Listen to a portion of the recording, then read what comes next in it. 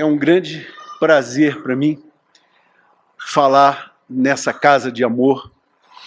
A gente sente, desde que eu entrei aqui, todos foram tão solícitos, todos foram tão sorridentes, todos foram tão prestativos, que a gente vê no ar, né, essa aura de afetividade.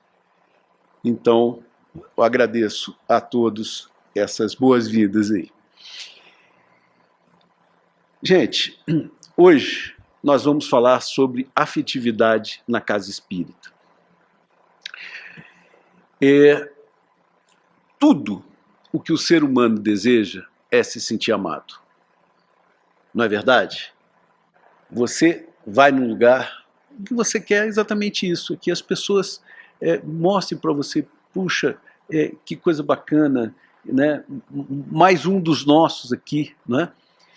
E então, quando você faz o outro se sentir querido, você está contribuindo para a seara do Mestre Jesus, porque o que ele quer é exatamente que a gente se ame, porque nós somos uma família universal.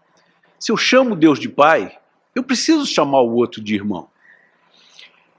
E, para isso, o meu xará, nosso querido irmão Luiz Afonso aqui, falou sobre as criancinhas, né? Por que Jesus trouxe essa imagem das criancinhas? Porque a criança, ela é branda, ela é doce, ela tem aquela aura de ingenuidade, não é? de afeto. E tudo que nós precisamos é afeto.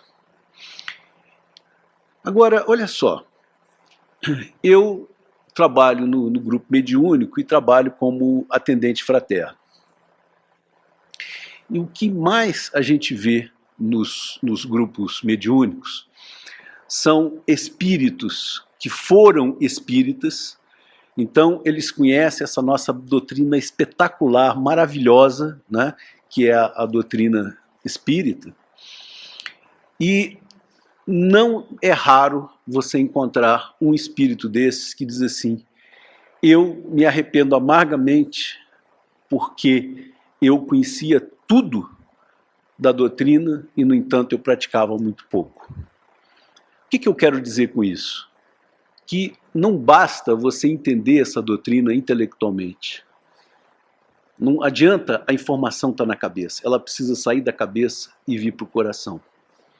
E quando essa doutrina vem para o coração, você se adocica por dentro. Você passa a ter mais sensibilidade. Você passa a enxergar a necessidade do outro, que é tudo que esse mundo precisa. O que mais a gente faz é magoar o outro. Vou dar um exemplo. Você vem dirigindo o teu carro. Aí você fez tudo certinho, você não cometeu nenhuma barbeiragem, mas uma outra pessoa vem, te fecha e abre o vidro e ainda te xinga, fala que você é um barbeiro, ainda faz menções horrorosas à sua mãezinha. Aí, a maioria de nós faz o quê?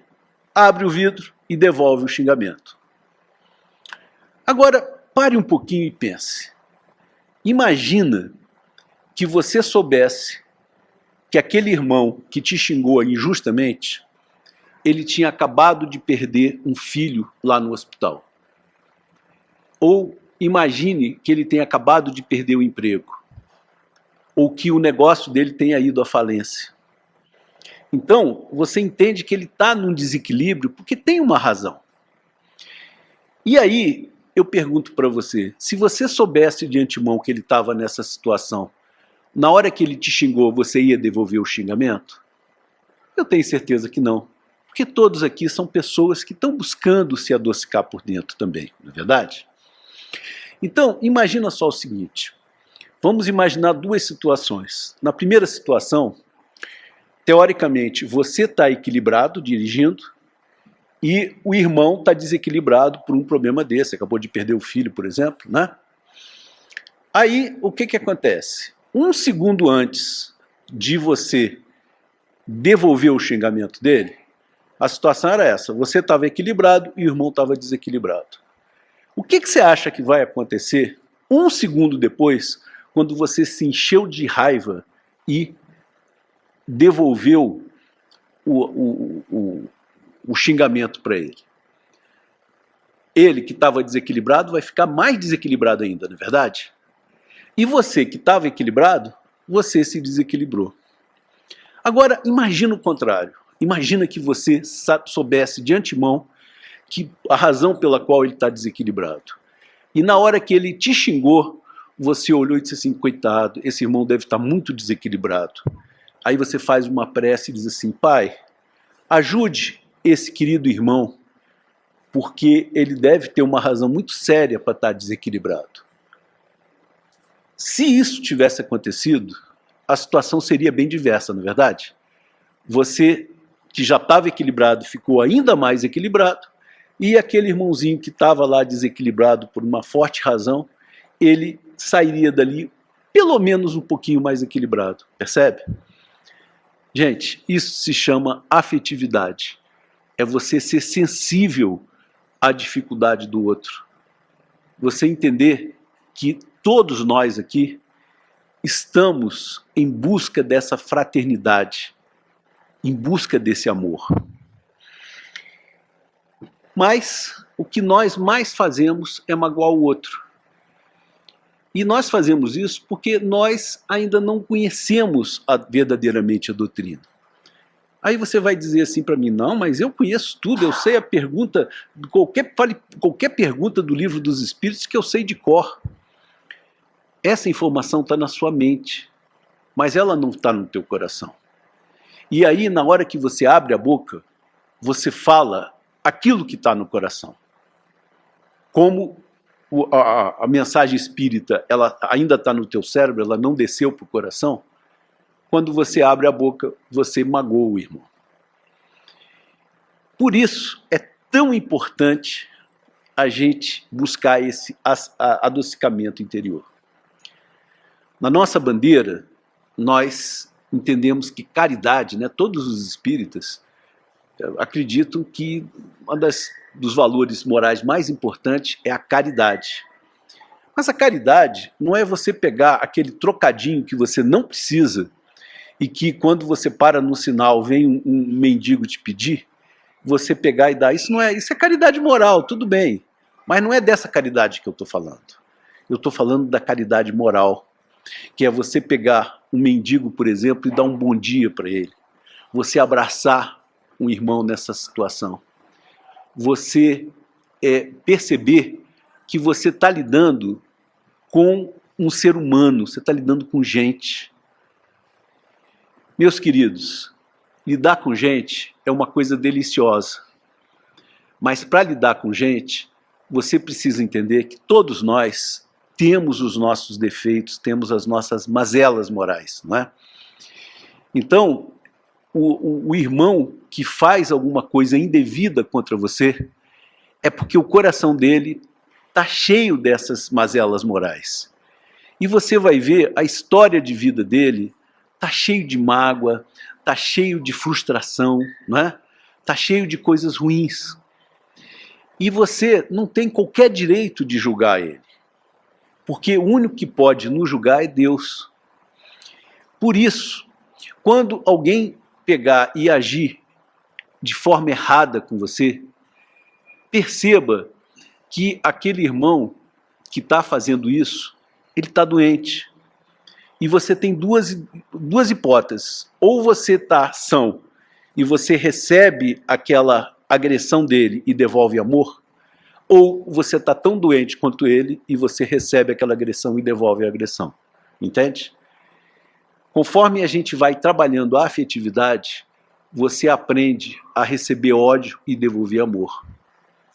Tenta imaginar. Imagina Jesus pregado lá na cruz e um romano trepado na escada, né, com um martelo para pregar a mão de Jesus, olha para ele e diz assim: ué, você não era o rei dos judeus?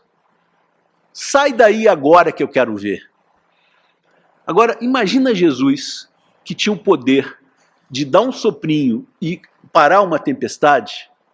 O que ele não podia fazer com esse cara que estava em cima da escada? Ele bastava dar um pequeno sopro, o cara caía, a escada sumiria dali. Mas foi isso que ele fez? Não. O que ele fez?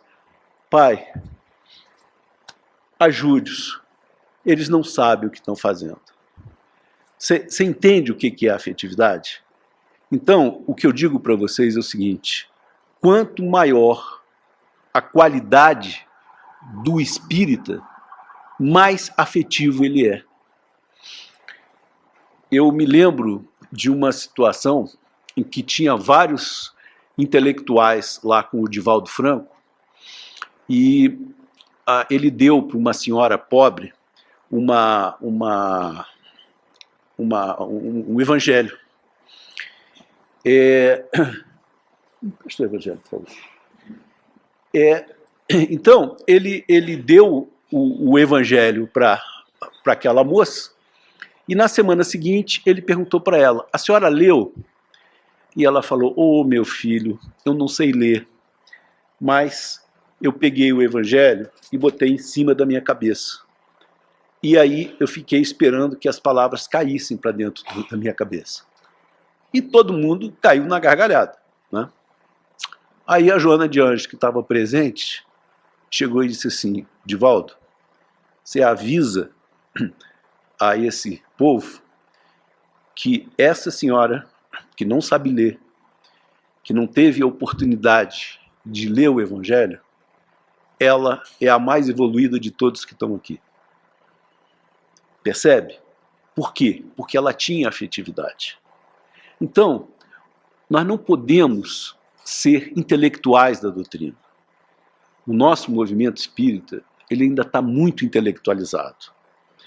Todo mundo conhece tudo, todo mundo estuda tudo, todo mundo consegue fazer palestras maravilhosas, mas o que importa não é isso. O que importa é você ser doce, é você abraçar o irmão, você mostrar para ele que ele é importante. Isso se chama afetividade. Então, caridade é o ato de aprender a amar. Lembre-se que muitas vezes a gente passa por grandes provações, né, por grandes dificuldades. Mas Deus só permite o mal quando Ele sabe que dentro desse mal há uma semente de um bem maior. Por isso, quando você estiver em dificuldade, nunca pensa que Deus te abandonou. Porque, às vezes, nos piores momentos, você está recebendo um grande presente, que naquele momento é extremamente doloroso, é extremamente chato, é desagradável, mas meses ou anos depois você vai ver que aquilo ali te mudou para muito melhor. No atendimento fraterno, a gente vê lá quantas pessoas que se sentem, às vezes, dentro da casa espírita, humilhadas, negligenciadas, né? Quantas pessoas são tratadas com uma coisa chamada indiferença. Porque na indiferença, simplesmente você não faz nada. E aí o que acontece? Você não cometeu erro nenhum, mas aquela pessoa sente aquilo muito mais profundamente do que se você tivesse xingado ela. Então, vamos sempre buscar esse adocicamento interior. Mas o nosso tema, ele é afetividade na casa espírita. Então, eu queria dizer para vocês que a casa espírita aqui pode ter dois significados. O primeiro significado é você imaginar uma casa de uma família espírita. Então, você tem lá todos os membros da família, conhecem a doutrina, procuram praticar a doutrina, né? E então seria o lar de uma família espírita. E num segundo momento, nós vamos falar da casa espírita como sendo uma casa maravilhosa, como essa daqui, que cheia de afetividade, que trata todo mundo com carinho, todo mundo com respeito, não é? Muito bem, então vamos lá. Primeiro caso, é a casa como o lar de uma família espírita. O que significa família? São pessoas aparentadas, né, que vivem em geral na mesma casa. Você tem lá o pai, a mãe, o filho, o genro, a nora, os avós. E a família, então, é um grupo de espíritos necessitados, em compromisso que não pode ser adiado, para reparação e para crescimento. Eu vou contar uma historinha que eu gosto muito, em que tinham dois namorados que se gostavam muito, aí eles casaram, viviam de mão dadas, um romance total. Aí o que aconteceu? O pai daquele rapaz, que morava numa outra cidade, desencarnou. E o rapaz pediu para a mulher, dizendo assim, olha, a minha mãe vai morar sozinha lá, e eu fico preocupado dela morar sozinha lá, ela já tem idade, então eu vou te pedir que a gente receba ela aqui na nossa casa. E a mulher dele falou, claro, meu amor, pode trazer, ela vai ser como uma mãe para mim. E aí, beleza, chegou a sogra, né, e ficou morando com eles. Só que, infelizmente, aquela sogra, ela passou na vida por várias humilhações, por várias situações, então ela era uma pessoa muito difícil. Ela era egoísta, ela era orgulhosa, ela era mandona. E, desde o início, ela começou a tratar mal a nora. Então ela queria mandar dentro da casa, ela reclamava da nora, a nora se esforçava para fazer tudo de bom para ela, e ela ia lá e pisava em cima da nora toda vez. E aquilo foi atrapalhando o relacionamento dos dois, né, do casal, até que chegou um momento que ela percebeu que aquela sogra iria talvez até destruir o casamento dela, que ela tanto amava. E ela teve uma ideia. Ela sabia que tinha um boticário na cidade, numa cidade pequena, e ela foi lá no boticário e falou, boticário, eu preciso de um veneno. E o boticário falou, mas por que a senhora quer veneno? Não, é porque a minha sogra é uma pessoa muito difícil, eu não consigo conviver com ela está acabando com o meu relacionamento com o meu marido, e só tem um jeito, eu quero dar um veneno para ela morrer e parar de atrapalhar a nossa vida. Aí o boticário, uma pessoa elevada, ele falou assim, tá certo, eu tenho sim um veneno, mas esse veneno ele só faz efeito em 6 meses. Então, a senhora precisa dar para ela, todo dia, um pouquinho desse veneno no chá. Daqui a 6 meses, a senhora vai ver o resultado. Aí ela, feliz da vida, comprou lá o veneno e foi para casa. Aí chegou em casa, ela falou, bom, e agora? Como é que eu faço para dar esse veneno para ela? E ela teve uma ideia, ela começou a servir chá para a velhinha, né? Aí pegou, dava o chá e botava um pouquinho de veneno. Aí no outro dia, ela tinha de novo que convencer a velhinha a tomar o chá.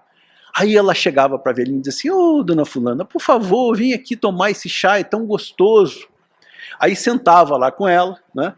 E a velhinha todo dia começou a gostar de tomar o chá. E o tempo foi passando, o tempo foi passando. Quando estava lá no 5º mês, o que aconteceu? Ela já olhava para a velhinha e percebia que a velhinha estava tratando ela de forma diferente. A velhinha já não era mais aquela pessoa agressiva, raivosa, né? E ela falou, meu Deus, daqui a 1 mês ela vai morrer, porque o prazo que o boticário me deu foi de 6 meses. Então, ela falou, não, eu não quero mais matar ela. Aí ela foi lá no boticário e chegou e falou, seu boticário, eu me arrependi. Aquela velhinha não era o que eu pensava. Ela até mostrou uma pessoa mais doce, mais compreensiva. Eu estava errada. Então, me dá o antídoto, né? O antídoto é o que a gente bota para neutralizar, para fazer com que o veneno não funcione. Aí o boticário virou para ela e falou, não se preocupe, minha senhora, o que eu dei foi uma pílula de farinha, não faz mal nenhum. Olha a sabedoria dele, não é verdade? O que ele estava fazendo? Ele estava ensinando ela a ser afetiva. Então, repara que a afetividade primeiro você tem que se transformar numa pessoa afetiva. E quando você se transforma o outro. Porque o outro se sente querido, o outro se sente amado, e ele vai fazer você também se sentir querida, se sentir amada. Não é interessante essa historinha? E às vezes a gente tem pessoas que a gente se degladia, né? E depois, quando você aplica essa ideia, você resolve. Eu tive uma vez uma oportunidade eu tive uma discussão com uma irmã, uma trabalhadora, não era nem frequentadora, era uma trabalhadora da casa, e essa trabalhadora estava bastante desequilibrada, falou umas besteiras e tal. Aí, um dia eu estava dando passe, e ela chegou para tomar o passe. E na hora do passe, as pessoas vão preenchendo as cadeiras, uma atrás da outra. Então, eu estava em frente a uma cadeira, né? E o que ela fez? Ela percebeu que, por coincidência, a gente sabe que não existe coincidência, né? A espiritualidade é que encaminha essas coisas, e ela caiu exatamente para sentar na minha frente e eu dar o passe para ela. Aí ela percebeu que eu ia dar o passe para ela ainda em conflito comigo, o que ela fez? Pulou a cadeira para outra pessoa dar o passe.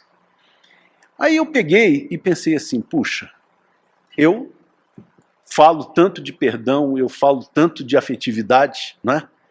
Chegou a hora de eu experimentar aquilo que eu falo para os outros fazerem. Aí o que eu fiz? Eu dei o passe numa outra pessoa, ela ficou na outra cadeira, recebeu o passe da outra pessoa. Quando ela saiu, eu falei assim, eu posso te dar um abraço? Aí eu fui lá e dei um abraço nela, né? Uns 3 dias depois, nós nos encontramos numa outra reunião. Sabe o que ela falou para mim? Eu posso te dar um abraço? Olha que coisa interessante. Então, você não neutraliza o ódio com ódio. Você neutraliza o ódio com amor. Essa é uma grande lição que foi muito útil para mim e que eu estou passando para vocês.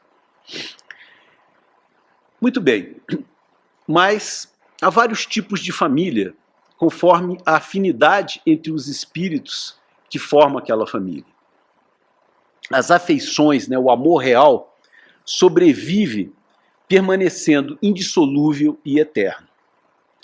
O lar representa um ponto de encontro de nossas almas com os irmãos nos quais o passado ou nós beneficiamos aquele irmão e hoje eles nos buscam para nos ajudar, porque nós desenvolvemos uma afinidade com eles, ou ao contrário, é o reencontro com aqueles que nós muito prejudicamos em outras reencarnações. E após nós entendermos, né, o que significa o plano espiritual, nós é que pedimos um novo convívio com eles para a gente desmanchar o mal que nós fizemos para ele. Esse cara que vos fala aqui foi um capitão de navio negreiro lá em 1700. Então, eu era um português, dono de um navio, cheguei no porto, na praia de uma cidade africana, e lá tinham 2 tribos que estavam guerreando. Aí o que eu fiz? Eu vi qual a tribo que ia ganhar e propus para eles o seguinte, olha, na hora que vocês ganharem, eu compro de vocês a tribo que perdeu. E acabou a guerra, eles venceram a guerra, não teve outra, eles me venderam a tribo que perdeu. E eu peguei a tribo que perdeu e mandei botar no meu navio, mandei botar todo mundo, né, no subsolo não, no porão do navio. E tinha o príncipe deles lá, o líder deles, né, da tribo que perdeu. E o cara falou comigo, irritado, né, revoltado. E eu pensei assim, pô, o que esse idiota tá revoltado aí? E o cara continuou revoltado, e eu falei, bota ele num caixão, num baú, né? Eu botei no baú, o cara trancaram lá o baú e ele ficou trancado lá dentro do baú. E eu esqueci do camarada. Repara que naquela época, né, os nossos irmãos negros, eles eram tratados por nós como bicho, né? Você não via ali um ser humano. E o camarada acabou morrendo de fome e de sede. Aí, na mesa mediúnica, esse irmão veio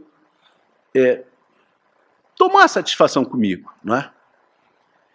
Só que, graças a Deus, primeiro que ele evoluiu provavelmente mais do que eu, e ele conseguiu me perdoar. Olha que coisa bacana, né?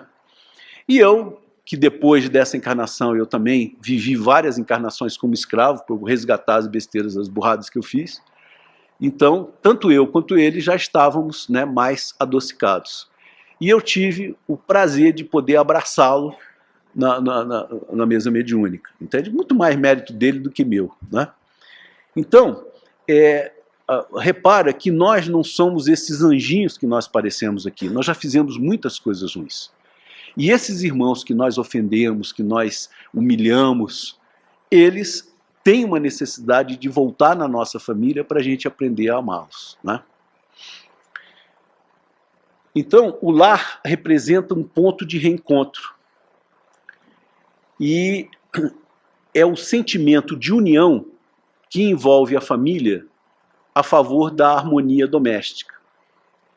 Então, tem aqueles que se unem por uma eleição afetiva, quer dizer, são duas pessoas que já se amavam, né? Ou aqueles em que chama do impositivo sanguíneo, ou seja, você está sendo obrigado a conviver com uma pessoa porque ele tem o mesmo sangue que você.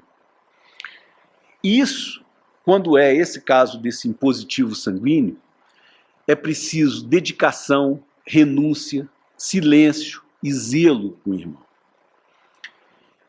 Agora, eu vou explicar uma coisa para vocês. Você já imaginou que talvez aquela pessoa que você mais deteste na sua família, seja um irmão, seja um pai, seja uma mãe, né? Seja uma tia, seja uma sogra, né? Seja uma nora, aquela pessoa que você mais despreza, talvez seja a tua missão mais importante nessa encarnação, de você se reaproximar com ela.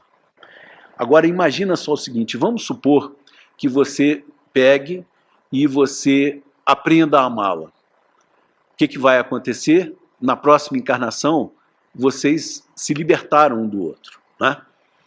Pode ser até que vocês até aprendam verdadeiramente a se amar e até reencarnem junto, mas agora por afeição e não por causa desse impositivo sanguíneo que eu falei. Mas vamos supor que você não faça as pazes com essa pessoa. Então você continua tratando mal, você continua com desavença. Você sabe o que vai acontecer?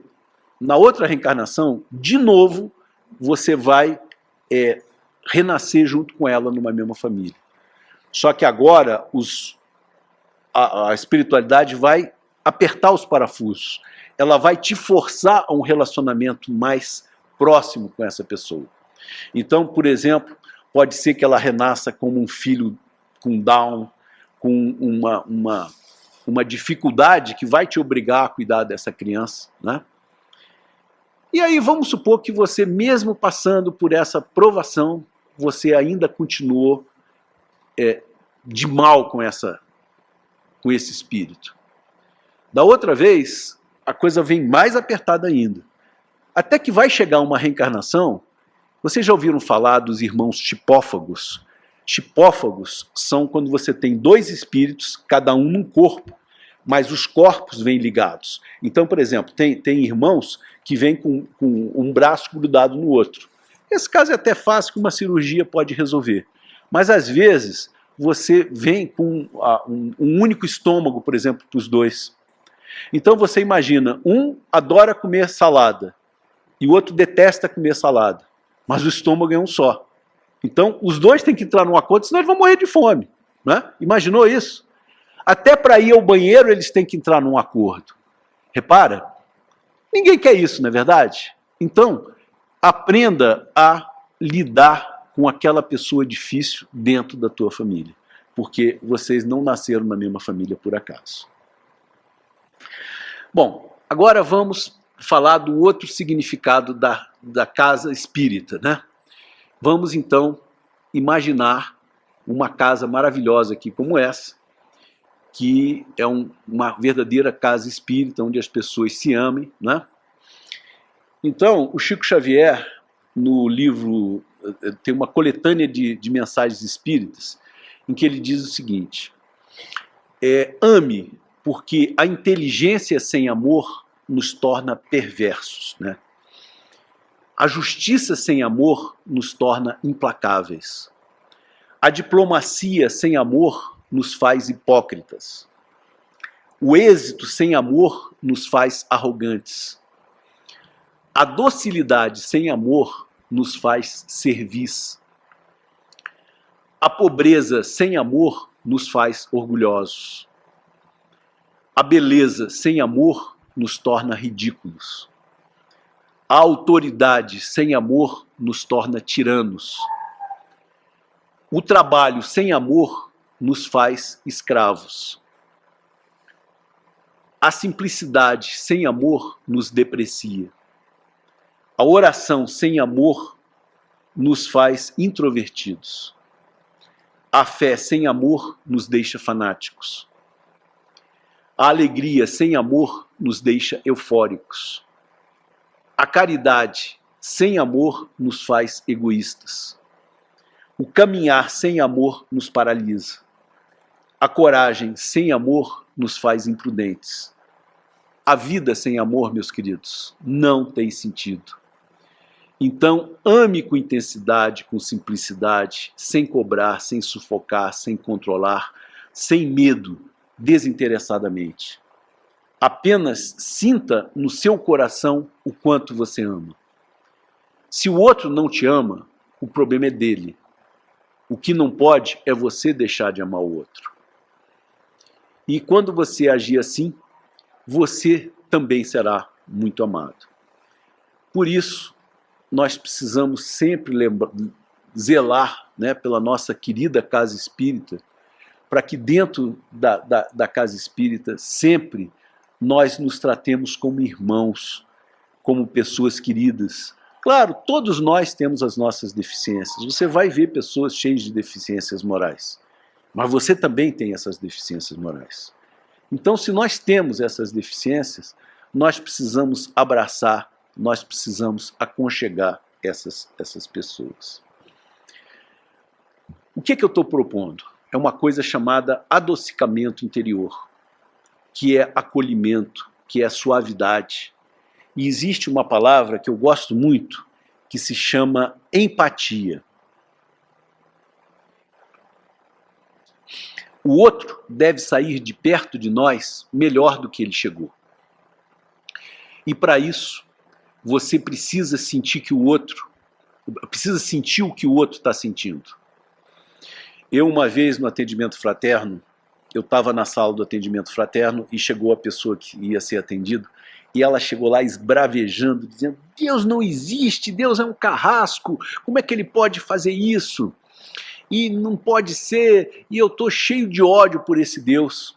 E eu falei: nossa, essa irmã está bastante desequilibrada. O que tinha acontecido? Tinha havido um acidente, o filho dela estava no banco de trás, o motorista tinha bebido, e ele, ao fazer uma curva, o filho dela, que estava sem o cinto de segurança, a porta abriu e ele rolou fora do carro e bateu a cabeça no meio-fio. Aí o bombeiro foi chamado, né? A situação era muito grave e, por uma coincidência, essa senhora morava muito perto do local do acidente. Então, quando o bombeiro ligou para ela, rapidamente ela chegou lá, ainda pegou o filho com vida. Só que o filho desencarnou. E ela chegava e dizia: meu filho é um trabalhador espírita, como é que Deus permite um negócio desse? E ela estava revoltada com Deus. Bom, aí o que eu fiz? Eu falei: meu Deus, eu não sei nem como agir, porque é uma situação difícil, a pessoa está muito desequilibrada. E aí eu fiz algumas preces, fui aos poucos, né, tentando demonstrar empatia com ela. E eu acho que eu consegui que pelo menos ela saísse dali com menos revolta, com menos ódio. E aí eu pedi uma emergência lá para o pessoal da mediúnica, eles atenderam, fizeram botaram ela na maca, deram todo um tratamento espiritual. Acredite se quiser, quando ela saiu do centro, ela saiu sorrindo. Então, veja que a empatia é um remédio maravilhoso. Mas para você ter empatia, você não pode julgar. Você precisa entender que o irmão que está diante de você, ele está doente. Então ele precisa de amor, né? Mas o adocicamento interior, ele também prevê diálogo, doçura. E olha só, nós temos uma parte de nós que ainda é animal. Mas nós temos uma parte de nós que já começa a querer ser anjo. Por isso, nós precisamos trabalhar a nossa vida aqui na encarnação, diminuindo a nossa animalidade e aumentar a nossa angelitude. O que eu quero dizer com isso? É que a gente deve ser menos animal e mais anjo. Né? Devemos procurar fazer isso daí. Mas não basta você amar. Você precisa comunicar esse amor para o outro. Então, eu conheço uma senhora que era uma senhora pobre, ela morava no interior de São Paulo, e ela tinha uma netinha lá em Belém do Pará. Aí o que ela fez? Era aniversário da neta, ela passou lá vários meses economizando para dar um vestido para a netinha. Aí quando chegou próximo da visita, ela foi, próximo do aniversário da neta, ela foi lá na rua 25 de março, lá na capital, né? Ela viajou para a capital de São Paulo, foi lá, pesquisou, passou um dia todo comparando os preços, porque ela tinha poucos recursos, e conseguiu um vestido bonitinho para a neta. Aí embrulhou o vestido, foi para a rodoviária, foi lá para a rodoviária do Tietê, lá em São Paulo, e pegou o ônibus, passou 3 dias viajando até chegar lá em São Paulo, até chegar em Belém. Aí ela chegou em Belém, era aniversário da neta, e ela, que fez aquilo tudo por amor, ela deu o vestido para a neta. Só que a neta tinha engordado. Então aquele vestido ficou apertado, né? E aí a avó, querendo se desculpar porque ela comprou um vestido menor do que a neta, falou: pois é, né? Mas você engordou. Então, o que aconteceu? Veja bem, tudo que aquela avó fez foi por amor. Ela saiu da cidade dela, foi até a capital, foi lá buscar o vestido, fez a pesquisa de preço para ela comprar o que ela dava conta de comprar, viajou 3 dias, tudo por amor. Mas chegou na hora dela dar o presente para a neta, ela não soube comunicar esse amor. Por isso é que eu digo que comunicar afeto é muito importante. A gente lembra daquela oração de São Francisco, né, que é compreender antes de ser compreendido. E tem uma historinha muito bacana do São Francisco, que eu gosto muito, que diz que o Francisco, né, ele já idoso, já cego, os monges reuniram com ele e falaram assim: mestre, nós temos um irmão da nossa ordem, e esse irmão, ele é egoísta, ele é orgulhoso, ele distrata todo mundo, ele fala mal da nossa ordem lá para fora. Então ele está fazendo muito mal a nós e a nossa querida ordem. Então nós, respeitosamente, queríamos pedir que o senhor o excluísse da nossa ordem. E o Francisco então falou: eu vou refletir. Aí ele passou uma noite em claro, decidindo o que ele tinha que fazer. Aí no dia seguinte ele reuniu aqueles monges e falou assim: eu já tenho uma resposta. Meus queridos, a conclusão que eu cheguei, depois de uma noite inteira sem dormir, preocupado com isso, foi que, na verdade, nós é que não estamos amando suficientemente esse irmão. Olha que resposta linda, né? Então veja que o amor está no centro de tudo. Lembre-se que a boca fala do que está cheio o coração. Então, tenha muito cuidado como o outro pode receber a nossa fala, a nossa atitude, o nosso ato. procure não magoar, porque a palavra dura magoa. Então, evite uma palavra negativa. Veja sempre o que a pessoa tem de bom, porque todos nós temos coisas boas e temos coisas ruins, e a gente só vê o lado ruim das pessoas. Isso é um vício. Lembre-se que a indiferença machuca, então não haja com indiferença. A exclusão humilha. Portanto, construa saídas honrosas para quem está em erro. Procure reintegrar o culpado. Eu fui convidado uma vez, eu sou espírita, com total convicção espírita, mas eu tinha uma chefe evangélica. E ela me convidou para participar de uma célula evangélica. Eu fui meio a contragosto, porque não era exatamente o que eu tinha assim como ideal, mas ela fez aquele convite com tanto carinho que eu acabei indo. Aí eu cheguei lá, os nossos irmãos evangélicos me receberam com tanto carinho, com tanto afeto, que eu passei a de vez em quando ir lá. E foi muito bom, porque eu tenho aprendido com eles e tenho ensinado algumas coisas, embora as nossas visões de mundo sejam completamente divergentes, né, completamente diferentes. E uma coisa que eu aprendi deles, eles dizem assim: quem mais se aproxima de Deus é aquele que mais se aproxima dos que mais afastados estão do Senhor. Porque você amar uma pessoa que te ama, venhamos e convenhamos, isso é para os fracos, qualquer um consegue, né? O que tem valor é você amar aquela pessoa que está cheia de ódio com você. É esse amor que tem valor. E é esse amor que o nosso querido Pai, Deus, espera de nós espíritas. Então, em vez de você olhar o outro com superioridade, que distancia do outro, olhe com humildade. Não deixe o irmão ficar sem saída, numa situação desonrosa. Ouça-o com amor. E aí, tem um livro que eu gosto muito, que é um livro que não é espírita, mas tem tudo a ver com a nossa doutrina, que se chama As 5 Linguagens do Amor. É um best-seller, o autor chama-se Gary Chapman. E ele fala o seguinte, tem 5 linguagens do amor. A palavra é palavras de afeto. Todo mundo gosta de receber uma palavra doce. O segundo é tempo de qualidade. Então, se você só tem 10 minutos para ficar com o teu filho, fique só os 10 minutos.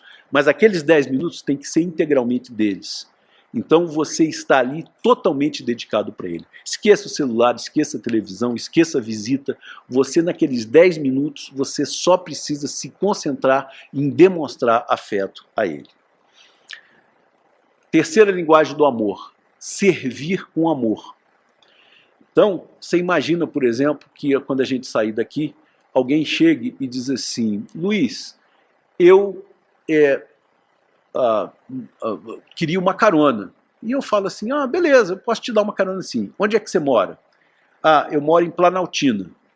E imagina que eu more lá em Valparaíso, no outro extremo do DF. Não é? O que é o servir?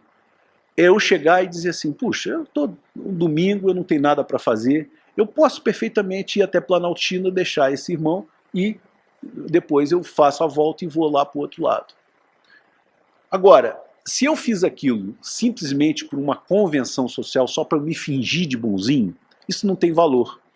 Porque no meio do caminho eu vou pensar assim: meu Deus, domingo eu gastando a minha gasolina, eu gastando pneu, eu gastando o meu tempo, né? Por que essa pessoa não vai de ônibus ou não vai de Uber? Né?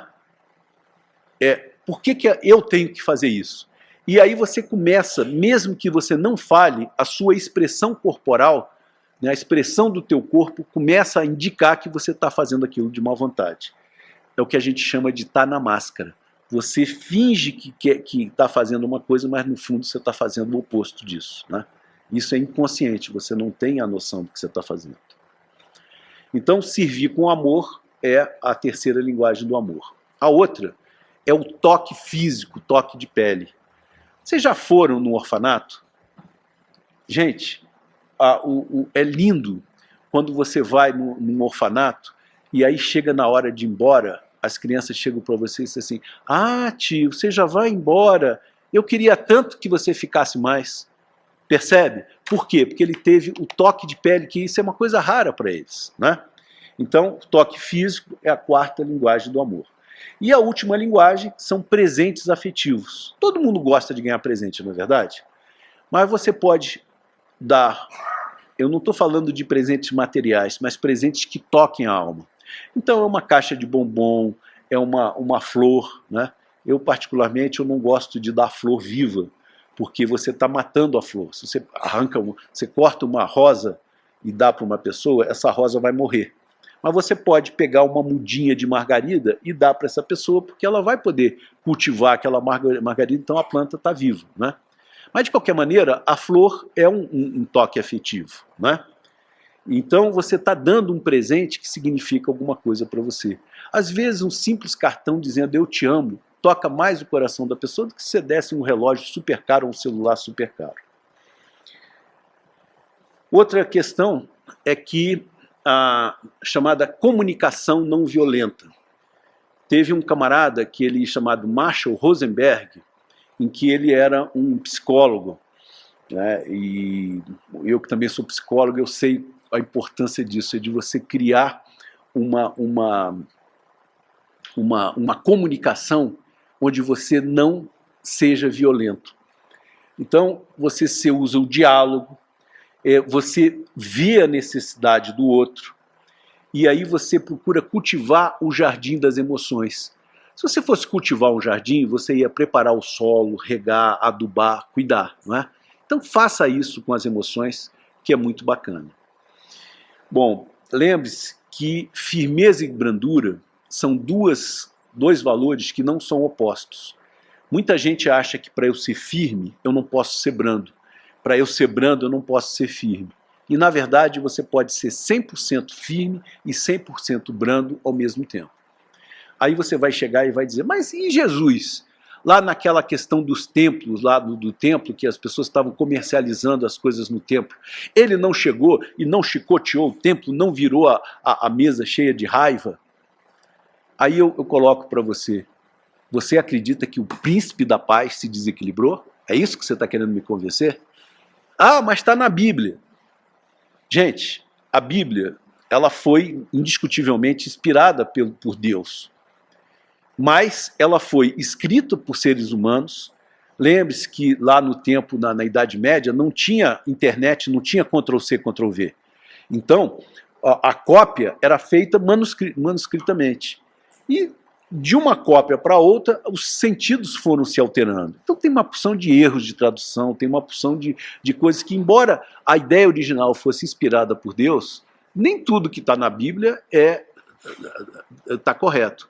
Em Deuteronômio, lá no Velho Testamento, tem uma descrição de Deus, quer dizer, a Bíblia descrevendo o que é Deus, que eu peguei e tive a curiosidade de pegar aquelas características que a Bíblia estava dando para Deus e comparei com o DSM-5, que é o critério de diagnóstico de transtornos psiquiátricos. Sabe o que deu? Deu psicopatia. Quer dizer, se você levar a sério aquele texto do Deuteronômio, você vai chegar à conclusão que Deus é um psicopata. Que a gente sabe que não é. Deus é um pai amoroso, educador. Deus não é um punidor, ele é um educador. Então você imagina o seguinte, imagina o teu filho de 3 anos querendo aprender a andar, 2, 3 anos querendo aprender a andar. Ele se levanta e cai. E você sofre, porque cada vez que ele cai, ele esborracha o joelho, vai sangrar, né? E você sofre com aquilo. Mas você sabe que uma hora ele vai andar e vai ser feliz por conseguir andar.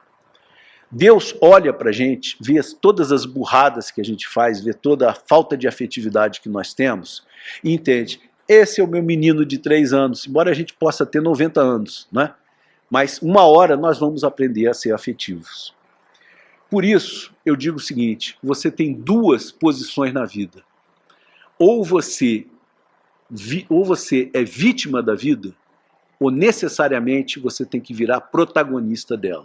Protagonista é aquela pessoa que é o ator principal, né? Então, se tivesse um teatro aqui, não tem um mocinho, né? O mocinho é o protagonista daquela cena. Então, ou você é vítima da vida e você reclama o tempo todo, ou você vira protagonista, você passa a construir o teu futuro. Eu, nas minhas amizades, eu tinha 2 amigas que sofreram um acidente mais ou menos na mesma época. e uma delas perdeu a perna embaixo do joelho e ficou lá muito triste, muito chateada e disse assim: minha vida perdeu sentido. Eu namorava, eu dançava, eu corria, eu andava de bicicleta, eu nadava, nada disso mais eu posso fazer. Então minha vida perdeu sentido. Entrou numa baita de uma depressão. Mas eu tinha uma outra amiga que, mais ou menos na mesma época, também teve um acidente e, por uma infeliz coincidência, também perdeu a perna embaixo do joelho. Sabe o que ela fez? Ela deu uma festa na casa dela e disse assim: eu estou dando essa festa só para eu comunicar para vocês que eu me recuso a ser infeliz porque eu perdi um pedacinho da perna. Eu vou continuar sendo infeliz. Então, veja que as duas tomaram decisões completamente opostas, embora o sofrimento que as duas passaram foi mais ou menos da mesma ordem. E uma curiosidade, uns 6 meses depois, eu conversei, ela era uma gerente, essa segunda, né? E eu conversei conversei com as pessoas que trabalhavam na área dela, e todos foram unânimes de dizer assim: depois do acidente ela se transformou numa pessoa mais afetiva, mais humana, mais sensível. Olha como é que Deus age. Ele faz algo ruim, mas que tem uma semente de uma coisa boa. Não é? Tem uma outra historinha que eu gosto muito, o tempo já está acabando aqui, mas eu vou tentar ser bem rápido. Você imagina o seguinte: o Gandhi, quando ele voltou da África do Sul, ele era advogado. E a Inglaterra tinha dominado, né, a Índia, e tinha uma lei dizendo que só quem podia andar na calçada eram os ingleses. E o Gandhi disse assim: não, eu estou na minha terra, eu sou hindu e eu vou caminhar aqui na calçada. E ele andou na calçada e chegou um guarda para ele e falou assim: só quem pode andar na calçada são os ingleses. E o Gandhi virou para o guarda e falou: não, eu sou hindu, eu nasci aqui e eu vou andar na calçada. E o guarda falou: se o senhor andar aqui, eu vou ser obrigado a lhe bater. E o Gandhi falou: cumpra o seu dever, mas eu não vou deixar de andar na calçada. E continuou andando. Aí o guarda tirou o cacetete, pum, deu-lhe uma bordoada, o Gandhi caiu sangrando. Aí pensou assim: puxa, eu não falei com suficiente doçura. Aí ele chegou e disse assim: meu irmão, nós não podemos agir como se nós fôssemos inimigos. Eu tenho o direito de andar nessa calçada. E levantou e andou de novo. E o guarda de novo tirou o cacetete, deu outra bordoada nele e ele caiu sangrando. Ele pensou assim: eu não falei com suficiente brandura. E levantou e falou: meu irmão, nós somos irmãos. Nós não podemos nos odiar, porque você é inglês e eu sou hindu. Aí o guarda começou a chorar e olhou para ele e falou assim: quem te ensinou a pensar dessa maneira? Aí o Gandhi, que era hindu, ele não era cristão, ele apontou para o peito do guarda, tinha um crucifixo. Aí ele chegou e disse assim: foi esse cara que está pendurado aí no teu peito. Aí o guarda começou a chorar e deixou ele passar.